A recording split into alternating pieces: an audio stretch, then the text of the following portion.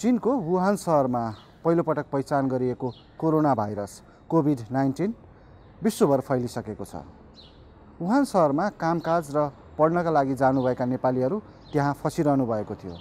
उहाँहरूको नेपाल सरकारले सकुशल उद्धार गरेको छ। उहाँहरू 14 दिन क्वारेन्टाइनमा बसेर घर फर्किसक्नु भएको छ।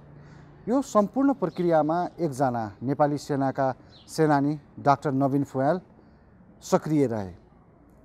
उहाँसँग हामीले यो सिङ्गो अपरेसन कसरी सम्भव भयो र के कमी कमजोरीहरू रहे र नीतिगत रूपमा सरकारले गर्नुपर्ने कामहरू के हुन्, यही विषयमा केन्द्रित रहेर कुराकानी गरेका छौँ।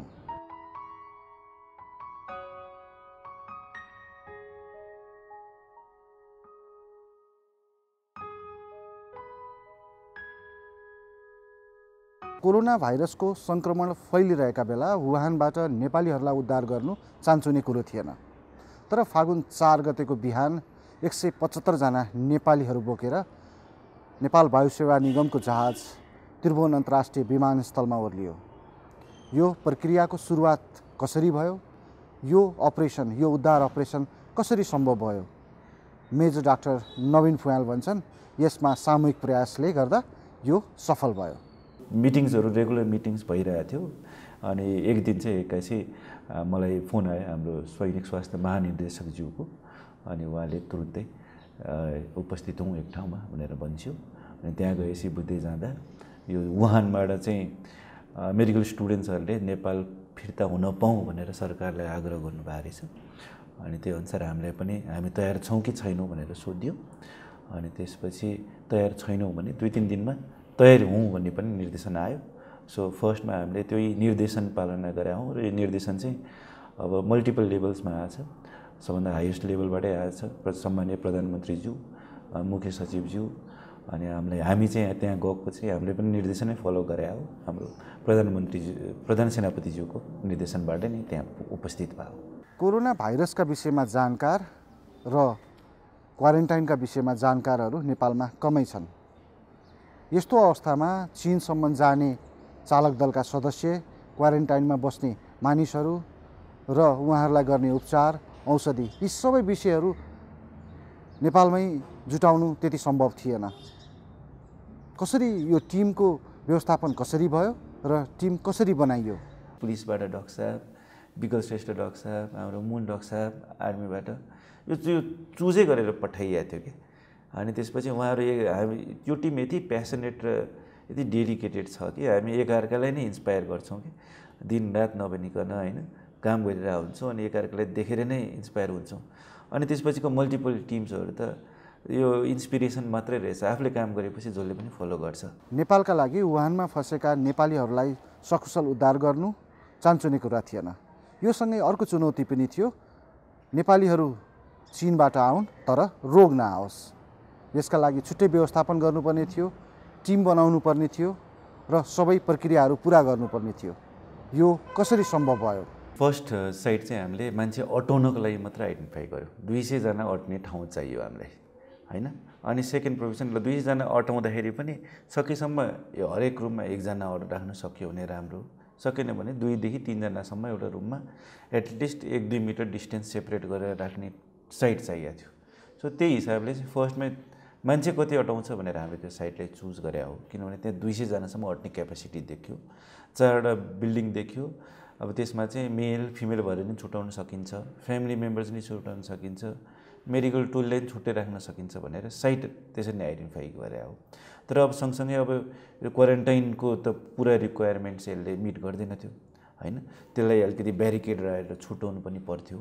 अनि त्यसपछि इन्जिनियरिङ मेजर्सहरू लाउनु पर्ने थियो, सेफ्टी ट्याङ्क्स बनाउनु पर्ने थियो छुट्टै, इलेक्ट्रिक प्लम्बिङ वायरिङ सबै छुट्टै तरिकाले गर्नुपर्ने थियो।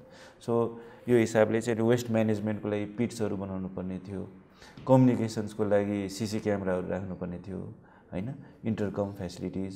सो यो सबै कुराहरू चाहिँ अनि शहरी विकास प्राधिकरणले यसमा धेरै नै सहयोग गर्नुभयो। उहाँले नै कन्स्ट्रक्ट गरिदिनु भयो 2-3 दिनमा। हामीले जे रिकमेन्डेसन थियो उहाँले त्यही अनुसारको ट्याक्क गरिदिनु भयो। अनि सो सुरुमा चाहिँ चुनौती चाहिँ के थियो भने यो साइटको लागि के आवश्यक पर्छ भन्ने कुरा हामीले छँदै थिएन। सो त्यही नै बनायौँ पहिला। अनि त्यही अनुसार भन्दै गयो र तयार पनि हुँदै गयो। नेपाल सरकारले चीनको वुहानबाट उद्धार गरेर नेपालीहरूलाई उपचारपछि घर फर्काइसकेको छ। तर यो सम्पूर्ण प्रक्रियामा केही नीतिगत कमी कमजोरीहरू देखिए। ती कमी कमजोरीहरू के थिए र के सच्याउनु पर्छ सरकारले? यस्तो स्थितिमा हामीले लाउनु पर्ने पर्सनल प्रोटेक्टिभ इक्विपमेन्ट छैन। यो देशमै बन्दैन रहेछ, हामीले इम्पोर्ट गरेर ल्याउनु पर्ने रहेछ र यो यस्तो इमर्जेन्सीको टाइममा संसारभरि स्कार्सिटी हुँदाखेरि हामीले पाउने चान्स एकदम कम हुँदो रहेछ। सो देशमै एक दुईवटा इन्डस्ट्री चाहिँ यो बनाउने इन्डस्ट्री यी भएको भए सजिलो हुने रहेछ है। अर्को यहाँ मात्र होइन, काठमाडौँ मात्र होइन, अहिले त काठमाडौँको एउटा प्लेन पो काठमाडौँ ल्याइयो त। भविष्यमा हामीसँग त 3टा एयरपोर्ट बन्दैछ। सो यो 3टा पोइन्ट अफ इन्ट्री हुन्छ होइन।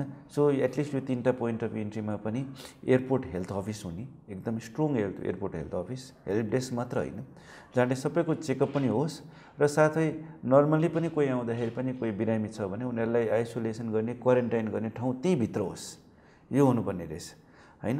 अनि हाम्रो ल्यान्ड बोर्डर्स पनि छ 2टा देशमा होइन।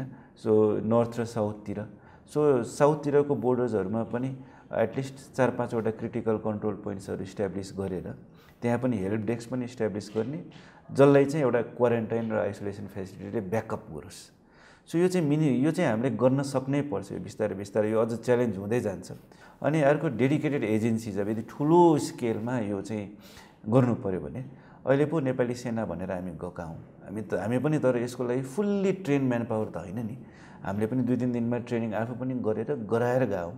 सो एउटा डेडिकेटेड एजेन्सिज, यदि यो पहिला मैले भनेअनुसारको त्यो 6-7वटा प्रदेशमा यो सेन्टर्स प्लस टिमले पनि भ्याएन भने नेसनल लेभलमै क्राइसिस म्यानेजमेन्ट गर्नु पऱ्यो भने एउटा national centre for disease control त्यस्तो चाहिँ इस्ट्याब्लिस गरेर भोलिपर्सि एउटै अर्गनाइजेसनलाई म्यान पावर पनि तपाईँ नै तयार पार्नुहोस्, ट्रेनिङ पनि तपाईँ नै गराउनुहोस्, ट्रेनिङ सेन्टर्सहरू खोल्नुहोस् बरु, अनि त्यही ट्रेनिङ सेन्टर्सलाई आवश्यकता परेको ठाउँमा क्वारेन्टाइन फेसिलिटीको रूपमा तुरुन्त रातारात कन्भर्ट गर्नुहोस्।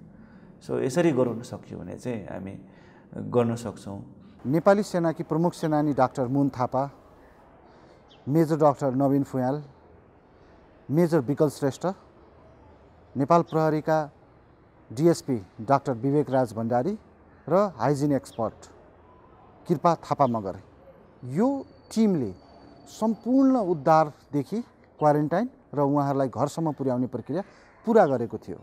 यो टिम कसरी बन्यो र टिमले के गर्यो र कस्तो रह्यो त 14 दिनको क्वारेन्टाइन बसाइ? अब 14 दिन, अब इन्ट्री गरेको दिन चाहिँ अलिकति हामीलाई टेक्निकली फर्स्ट टाइम इन्ट्री गरेको थियौँ नि, त्यो बेलामा खाना कसरी खुवाउने प्लान त गरियो, इम्प्लिमेन्ट गर्ने बेलामा अलिअलि चाहिँ गाह्रो चाहिँ हुँदो रहेछ। त्यो पनि त्यस्तो साह्रो प्रब्लम भएन। फर्स्ट दिनमै मेडिकल टेस्टिङ गर्नलाई नेपाल राष्ट्रिय जनस्वास्थ्य प्रयोगशालाबाट 10 जनाको टिम मेम्बर आउनुभयो। अनि उहाँलाई चाहिँ 4वटा पालमा सबैलाई डिभाइड गरेर अनि त्यसपछि 4वटा पालमा पठाइयो। उहाँले नाकको र घाँटीको स्वाब लिएर जानुभयो अनि त्यसको टेस्टिङ 2 दिनपछि रिपोर्ट पनि दिनुभयो होइन। अनि त्यसमा सबै नेगेटिभ देखियो भनेर भनिदिएपछि हामी सबैलाई पनि आनन्द भयो त्यहाँबाट। अनि दैनिक दिनचर्या गर्दाखेरि उहाँहरूको 4 टाइम फुड प्रोभाइड गरिन्थ्यो होइन, खानासाना खानुहुन्थ्यो। दिनको 2 टाइम फिभर मोनिटरिङ गर्नुपर्थ्यो उहाँहरूले एकअर्कालाई है। अनि त्यसपछि अरू अल्छी नलागोस् त्यहाँ भनेर त्यहाँ खेल्ने व्यवस्था मिलाइएको थियो होइन। Cricket खेल्नुहुन्थ्यो, volleyball खेल्नुहुन्थ्यो, badminton खेल्नुहुन्थ्यो, carrom board, सबभन्दा बढी क्यारम बोर्ड खेलेर देखियो है। अनि इन्टरनेटको फेसिलिटिजहरू पनि थियो। कतिजना एक्जाम प्रिपरेसन गरिरहनु भएको रहेछ, अनि कतिजना अनलाइन पढिरहनु भएको रहेछ, त्यसको लागि इन्टरनेट फेसिलिटिज पनि प्रोभाइड गरिरहेको थियो। सो एभ्री डे केही न केही सानो फिडब्याक, यसलाई हामी समस्या त भन्दैनौँ, फिडब्याक चाहिँ हाम्रो एउटा कन्ट्रोल रुम इस्ट्याब्लिस गरेको थियो। त्यो कन्ट्रोल रुममा आउँथ्यो, त्यही फिडब्याक अनुसार दिँदै जान्थ्यौँ। अनि बिचमा मेडिकल प्रोभिजनको लागि फेरि चेक गर्नलाई मुन डक्साब, म र कृपा हामी 3 जना चाहिँ आफै गएर सबैलाई लाइनअप गरेर सबैको त्यो फिभर चार्टिङ भएको छ कि छैन पनि हेर्थ्यौँ। अनि हेड टु टो एक्जामिन पनि गर्थ्यौँ। कोही कसैको आँखा रातो भएको छ कि, कसैलाई खोकी लागेको छ कि, कसैलाई ज्वरो आएको छ कि भनेर, तर कसैको नि पाइएन है। सो 14औं दिनको दिन चाहिँ फेरि उसबाट प्रयोगशालाबाट टिम आयो। अनि फर्स्टमै टिम माथि एयर क्र्यू बसेको ठाउँ नगरकोटमा गयो, उहाँहरूको स्याम्पल कलेक्ट गर्यो। अनि तल आएर पनि स्याम्पल कलेक्ट गर्यो, म आफै पनि त्यसमै सहभागी थिएँ। त्यसपछि उहाँहरूले भोलिपल्टै क्र्यू मेम्बर्सहरूको रिपोर्ट दिइदिनु भयो। अनि हामीले भोलिपल्टै बिदाई गऱ्यौँ क्र्यू मेम्बर्सहरूलाई। अनि उहाँहरूको चाहिँ 1.5 दिनपछि रिपोर्ट आफै त्यहीँ आएर दिनुभयो अनि त्यसपछि त्यो रिपोर्ट पनि सुनाउन पाइयो उहाँहरूलाई। जब जब कोरोना भाइरस जस्ता सङ्क्रमित रोगको सङ्क्रमण फैलिएको चर्चा सुरु हुन्छ, सरकारले त्रिभुवन अन्तर्राष्ट्रिय विमानस्थलमा हेल्थ डेस्क राख्छ। यस्तै सीमा नाकाहरूमा पनि हेल्थ डेस्क राखिन्छ र चेक जाँच सुरु हुन्छ। के यो मात्रै सम्भव छ त? विज्ञहरू भन्छन् यतिले मात्र पुग्दैन। त्रिभुवन अन्तर्राष्ट्रिय विमानस्थलमा एउटा छुट्टै आइसोलेसन कक्ष हुनुपर्छ, जहाँ कुनै रोगी या सङ्क्रमित बिरामी आएमा उसलाई सहर पस्नबाट रोक्न सकियोस्। क्यामेरामा मनिष पौडेल र म दीपक खरेल।